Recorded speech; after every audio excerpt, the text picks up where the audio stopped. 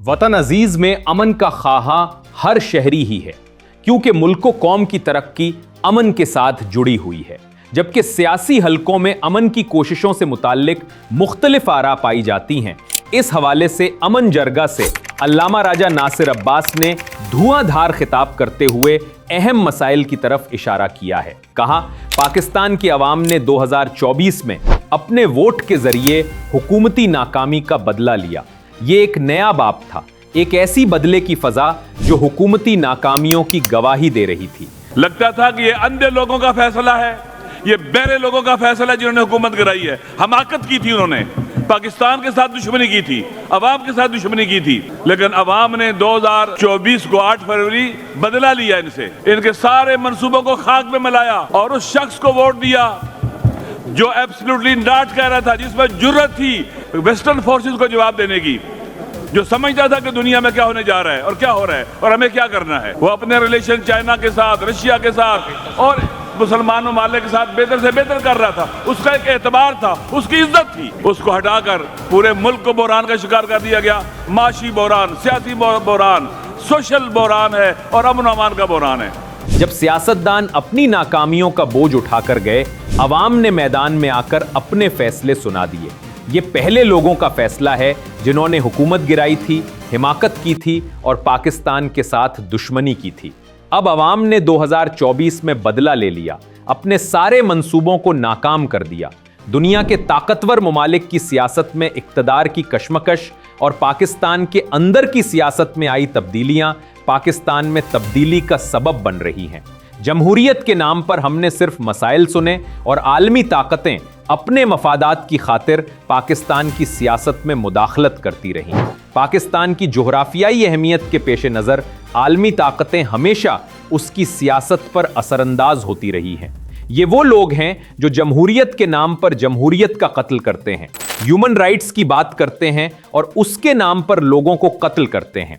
जो आदिल के कातिल हैं वो अमन लाएंगे, कभी नहीं ला सकते वो। ये सारी तबाही और बर्बादी वतन के अंदर बलूचिस्तान से लेकर जीबी तक ये इन्हीं की वजह से है, जो रूल ऑफ लॉ को पौतले रोनते हैं, जिनके नजदीक आइन की कोई हैसियत ही नहीं है। जमहूरियत के नाम पर जमहूरियत का कत्ल करते हैं, ह्यूमन राइट्स की बात करते हैं, ह्यूमन राइट्स के नाम पर ह्यूमन राइट्स का कत्ल करते हैं। आप देख लें, अभी जो आईनी तरमीम की है इन्होंने इस्लामाबाद के अंदर, देखा आपने, आइन का कत्ल किया है।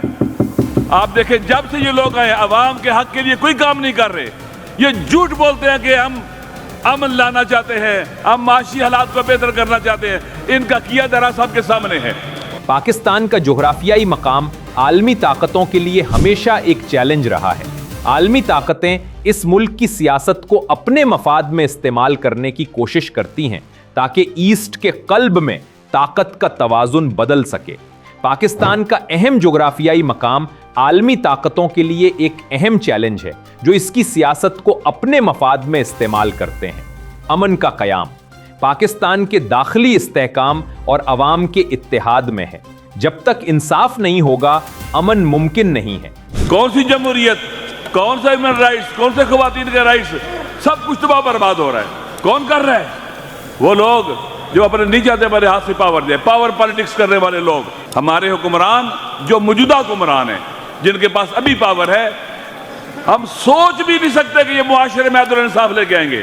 आदिल की बुनियादी जरूरत क्या है? नंबर 1 कि इनको हालात का दुरुस्त पता हो, इदराक हो कि हालात क्या हैं, इनके अंदर इल्म बुर्दबारी हो और इसी तरह से जानते हो कि इलाज का, बीमारी का इलाज और मुआवजा क्या है। अब आप पार्लियामेंट को रेलिवेंट कर दे, सूबों को रेलिवेंट कर दे, हर चीज को रेलिवेंट कर दे, तो आप अमन लेके आ जाएंगे? नामुमकिन है, नहीं आ सकता। इंसाफ की कमी के बायस हर बहरान के दरवाजे खुलते हैं और जब तक जुल्म की फजा बरकरार रहेगी, कोई अमन नहीं आ सकता। अगर इंसाफ नहीं होगा तो कभी भी अमन नहीं आ सकता। जुल्म के तहत कोई अमन नहीं आ सकता। इंसाफ ही अमन की बुनियाद है। आलमी ताकतें पाकिस्तान की दाखिली सियासत में मुदाखलत करती हैं और पाकिस्तान की खारजा पॉलिसी को अपने मफाद में ढालने की कोशिश करती हैं। इन ताकतों की साजिशों का मकसद पाकिस्तान की ताकत को कमजोर करना है ताकि ईस्ट में ताकत का तवाजुन अपनी मर्जी से बदल सकें।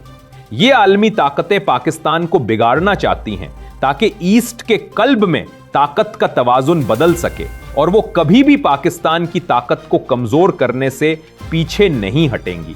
पाकिस्तान की अंदरूनी बहरानों और सियासत में तब्दीली की जरूरत है ताकि हम आलमी सतह पर अपने मफादात को बेहतर अंदाज में आगे बढ़ा सकें।